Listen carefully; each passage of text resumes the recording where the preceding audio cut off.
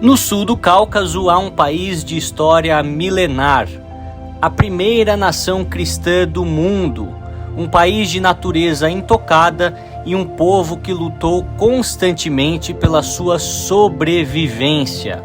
Sejam todos muito bem-vindos à Armênia. Olá pessoal, bem-vindos a mais um episódio aqui na Armênia. Hoje vou contar para vocês um capítulo importante da história recente do país e que explica também as más relações com seu vizinho Azerbaijão. Então fique até o final e faça parte dessa comunidade de viajantes também curtindo o vídeo e se inscrevendo no canal. E como vocês sabem, esse canal é uma biblioteca em constante construção. Dos mais de 100 países que eu visitei, quase 50, praticamente 50 de 47, eu já visitei mais de uma vez e eu sempre retorno gravando novos vídeos, portanto as playlists vão sendo atualizadas. Não quer dizer que porque esse é o último vídeo da Armênia nesse período, que seja o último vídeo da Armênia no canal. Afinal, eu pretendo voltar aqui, voltar para vários outros países para conhecer novas regiões, conhecer novos pratos, conhecer novas pessoas. Então, se você gosta desse trabalho que é feito com profundidade, muitas vezes com muita calma e detalhe, acho que um dos únicos aqui dentro do YouTube, por favor, prestigie esse trabalho, a ajuda de vocês é fundamental.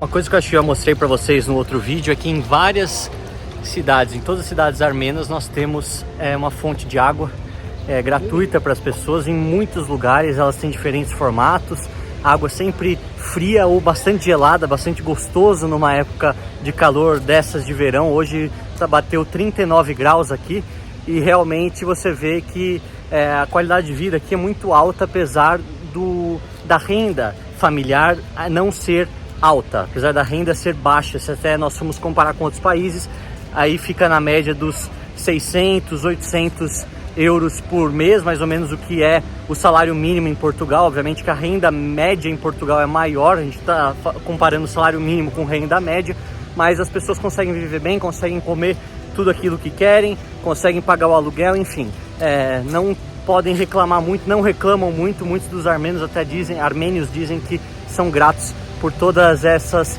belezas que têm acontecido no país nos últimos anos, com uma certa prosperidade econômica.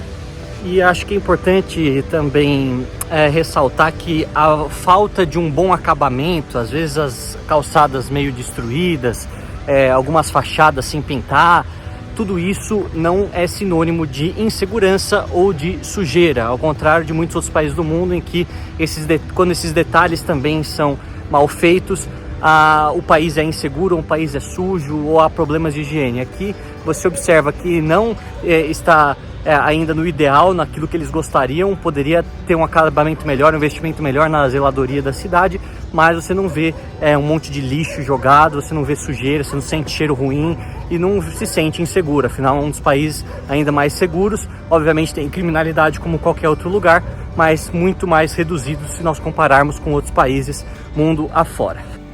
Bom pessoal, como já falei para vocês, Yerevan se tornou uma cidade mais urbanizada e desenvolvida durante os anos soviéticos.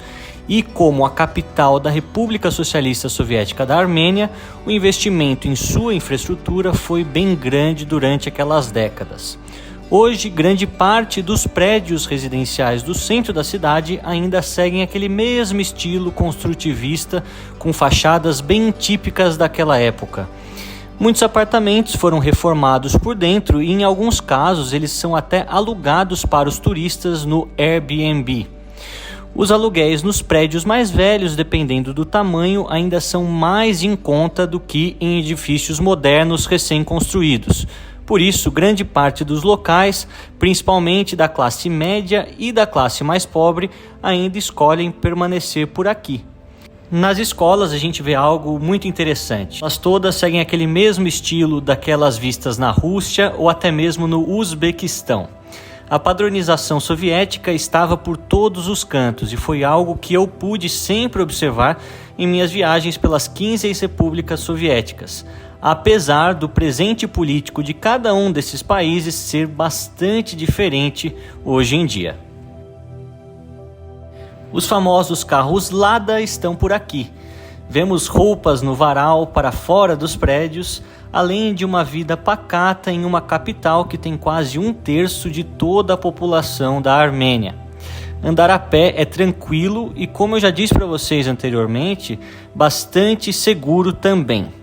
A intensidade do trânsito varia de acordo com o horário, mas de maneira geral os engarrafamentos são incomparáveis com outras partes do mundo que já visitei, o que incluem também cidades brasileiras.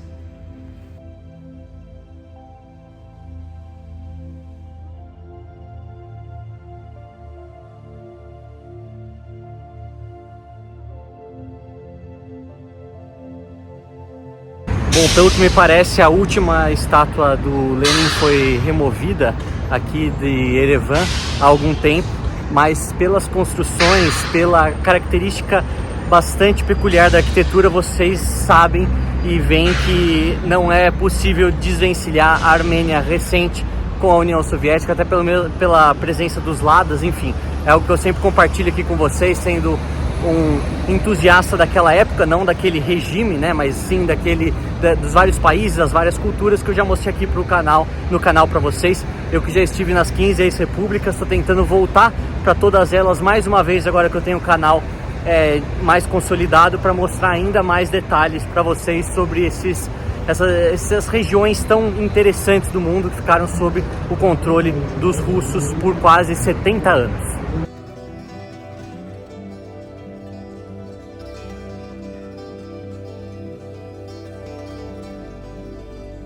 A maior igreja de toda a Armênia fica aqui em Erevan e se chama Igreja de São Gregório o Iluminador. A sua construção foi iniciada em 1997 e finalizada em 2001, sendo consagrada no dia 23 de setembro daquele mesmo ano, comemorando os 1700 anos da proclamação do cristianismo como religião do Estado armênio. Vale lembrar que a Armênia foi o primeiro país oficialmente cristão do mundo e tem muitas tradições próprias. Eu conto tudo isso para vocês no segundo vídeo desta playlist. Se você não assistiu, é só entrar no canal e assistir tudo. Eu tenho certeza que você vai gostar bastante.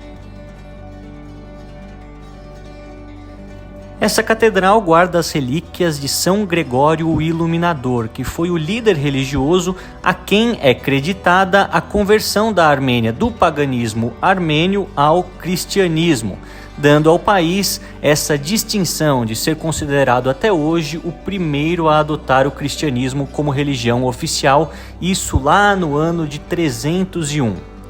Os seus restos mortais foram também trazidos da cidade italiana de Nápoles, e esse local se tornou tão importante que até mesmo o Papa João Paulo II veio aqui logo após a consagração da igreja.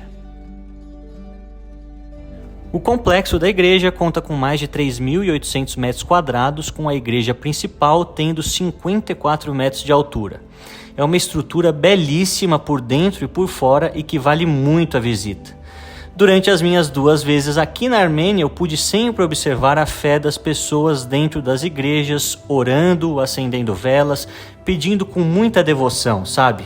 Um país e um povo que sofreram tantas mazelas, tantas dificuldades e tanta perseguição e ainda assim se mantém fortes na mesma fé há 17 séculos. Algo realmente lindo. E é impossível vir aqui para a Armênia sem falar da região chamada Nagorno-Karabakh, ou conhecida pelos armênios como Artsakh. Essa região que está, de fato, dentro do território do Azerbaijão, e isso desde a época soviética. É uma região muito antiga, onde os primeiros armênios também se estabeleceram, isso muito antes de Cristo, mais ou menos na mesma época que nós tínhamos o reino dos armênios, lá por volta de 300, 200 antes de Cristo. Portanto, é uma região que esteve sempre muito próxima historicamente da Armênia. Porém, nós sabemos que toda essa região foi conquistada pelos persas, depois pelos turcos, e teve uma série de mudanças territoriais bastante expressivas durante os últimos 500 anos. A maior delas, pelo menos de forma recente, foi durante a União Soviética, em que essas duas regiões, elas estavam separadas, primeiro porque a Armênia era a sua própria República Soviética e o Azerbaijão a sua outra República Soviética, com essa minoria expressiva de armênios nessa região ao sul, que durante a época do regime dos russos nessa região tinha certa autonomia, e portanto essas questões muito relacionadas às etnias ficaram esquecidas. Obviamente que antes da União Soviética muitos conflitos aconteceram, e depois os principais, que é o que eu vou contar para vocês. Nós temos depois, mais ou menos por volta do ano de 1994, a primeira guerra de Nagorno-Karabakh, essa que é vencida pelos armênios, que conseguem consolidar a dominação política, nessa que é uma região muito pequena em população, pouco mais de 100 mil habitantes, 130 mil habitantes, alguns falam nos dados atuais, principalmente na cidade de Stepanakert, essa que é a capital da região de Artsakh. E assim ficou com um cessar-fogo até mais ou menos o ano de 2016, quando as hostilidades recomeçaram, e em 2020 nós temos uma guerra de 44 dias, mais ou menos em setembro daquele ano, marcado pela pandemia. Obviamente ninguém esperava que os azeres, aqueles que moram no Azerbaijão, fizeram uma nova incursão e conseguiram dominar cerca de 1/3 dessa região, fazendo com que grande parte dos armênios que vivem lá não tivessem acesso a itens básicos, com um bloqueio que acontece até hoje no corredor de Lakhchin, se eu não me engano. O nome pode estar errado, mas o que dava acesso antigamente da Armênia para a região do Artsakh não está tendo mais essa possibilidade. Alguns soldados russos mantenedores da paz estão lá controlando, e nós vemos que um novo cessar-fogo foi assinado por 3 partes, tanto o Azerbaijão quanto a Armênia quanto a Rússia, para que a guerra acabasse. Morreram centenas de pessoas. Na primeira guerra em 94 aí morreram cerca de 30 mil, um número mais expressivo, mas aquilo que a gente vê é que é uma região que historicamente é Armênia, politicamente o controle está sob a mão do Azerbaijão desde a época soviética, e portanto nenhum dos dois quer se comprometer. Obviamente que aí os países que são muçulmanos se colocam ao lado do Azerbaijão, outros países ocidentais, eles buscam uma resolução pacífica, talvez um controle de ambas as etnias, mas é importante mencionar que cerca aí de 70% da população de Artsakh é armênia, e os outros 25, 30% é de azeres. Portanto, a gente vê que até hoje, mesmo com esses bloqueios, mesmo com essa guerra, os armênios continuam sendo maioria expressiva naquela região e gostariam, obviamente, de se colocar em união com a Armênia propriamente dita, algo que não foi possibilitado nem na União Soviética e nem depois com a independência. As diversas guerras e a fragilidade da Armênia no aspecto militar nos últimos anos tornam isso cada vez mais remoto, essa possibilidade cada vez mais remota, principalmente porque o Azerbaijão tem a ajuda da Turquia, que tem obviamente tentado acabar com a existência da Armênia há muitos e muitos anos, a exemplo do próprio genocídio armênio que eu já contei para vocês ao longo dessa série. Então é um drama que é difícil você se colocar na posição de um lado ou do outro, porque ambas as etnias se desenvolveram bastante naquela região durante os últimos 500 anos, mas historicamente é uma região que primeiramente foi dos armênios, obviamente 2000 anos de história comparado com os últimos 700 anos, talvez, se você for pegar um pouco antes, quiser pegar até mesmo do regime dos persas, 1000 anos, então a diferença de 2000 anos para 1000 anos é uma questão muito complexa, obviamente que eu tento resumir aqui ao máximo, porque os vídeos também não podem ter muito tempo, mas eu gostaria de saber se algum de vocês é entendido do assunto, colocar aqui a sua opinião. Obviamente que é uma guerra brutal, muitas pessoas morreram de todos os lados, muitas acusações de quebra e violação dos direitos humanos feitos também por ambos os governos, e é difícil a gente ter uma visão clara e sóbria, porque obviamente que todos os jornalistas, órgãos internacionais que vão para essa região, muitos deles não conseguem absorver a informação como um todo, e até mesmo a quantidade de pessoas que vão a essa região é muito pequena. Portanto, a gente consegue compreender às vezes a cegueira de informações que a gente vive nessa guerra que ainda acontece no mundo, apesar do cessar-fogo está longe de ter uma resolução. Afinal, ambos os países querem esse país para si. Eu que estive também no Azerbaijão esse ano pela segunda vez, pude ver já várias propagandas falando sobre Karabakh pertence ao Azerbaijão, nós temos o controle. As cidades mais importantes, algumas estão ainda na mão da Armênia, mas eles fizeram avanços significativos em 2020, e é importante também mencionar que do aspecto político, a Armênia é uma democracia falha, que tem tentado melhorar, mas de certa forma tem eleições livres, enquanto que no Azerbaijão é praticamente uma ditadura de fachada, com o mesmo líder há praticamente 20 anos, seguindo mais ou menos a mesma linha que segue a Turquia nos últimos das últimas 2 décadas. Enfim, tentei aqui resumir para vocês, mas é um fato importante de se mencionar enquanto estamos na Armênia. Bom pessoal, esse vídeo foi gravado em agosto de 2023 e no mês de setembro de 2023 tudo mudou de vez. Vou fazer aqui uma breve atualização do que aconteceu para que vocês possam entender essa mudança brusca na região de Nagorno-Karabakh. Um dos mantenedores da paz na região, a Rússia, entrou em 2022 em seu próprio conflito armado. Com a invasão da Ucrânia, que eu já falei bastante sobre esse tópico aqui para vocês, tanto na série da Ucrânia quanto na série da Rússia, em fevereiro de 2022, a atuação dos russos no sul do Cáucaso tomou um papel secundário. Os supostos mantenedores da paz, os russos, não conseguiram evitar a empreitada militar do Azerbaijão em 19 e 20 de setembro de 2023. Isso culminou com o controle total do território nas mãos do líder do Azerbaijão, Aliyev, e do governo de Baku. Sem soluções militares, o governo da República do Artsakh decidiu baixar as suas armas e dissolver o país, isso para o próximo dia 1º de janeiro de 2024. Com isso, a república, que já não era reconhecida internacionalmente, deixa oficialmente de existir. Os dezenas de milhares de armênios sem uma casa e com medo de mais uma limpeza étnica perpetrada pelos turcos fugiram para a Armênia propriamente dita, onde uma crise de refugiados surgiu nas fronteiras do país. Foram cerca de 120 mil pessoas que fizeram essa migração. Vale mencionar que a população da Armênia é de praticamente 3 milhões e isso faz uma diferença proporcional bastante grande. O governo do Azerbaijão ele disse que integraria todas aquelas pessoas que quisessem permanecer como cidadãos azerbaijanos, com plenos direitos. Mas, considerando o histórico de perseguição étnica e religiosa sofrida pelos armênios na região nos últimos 120 anos, quase todos preferiram fugir. Hoje, cidades históricas em Artsakh com igrejas centenárias e que foram casa de dezenas de gerações de armênios estão sob o controle do Azerbaijão. Nesse cenário, políticos armênios, em especial o primeiro-ministro do país, Nikol Pashinyan, culpou o Kremlin por ter abandonado a Armênia e não ter cumprido seu dever de proteger os étnicos armênios em Artsakh.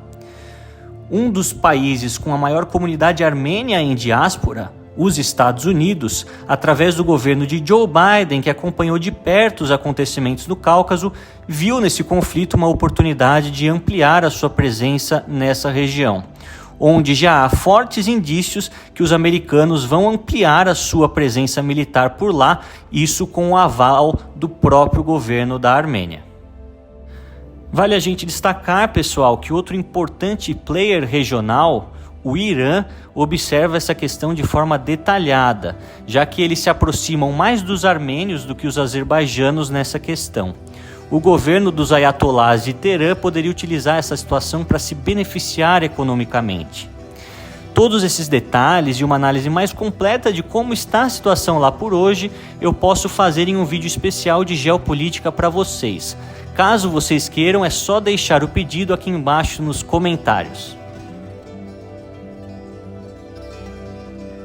No final da tarde, vi Yerevan com outra luz, pensando naquele povo que tanto lutou e ainda luta pelo simples direito de viver, pelo simples direito de professar o cristianismo, pelo simples direito de existir como um povo. Comi um lahmacun, que é uma espécie de pizza armênia com o típico gosto do Cáucaso, e me despedi dessa terra que tanto amo, mas com a promessa de voltar. Espero que vocês tenham gostado, aprendido e que continuem assistindo todas as playlists deste canal. Um grande abraço a todos vocês.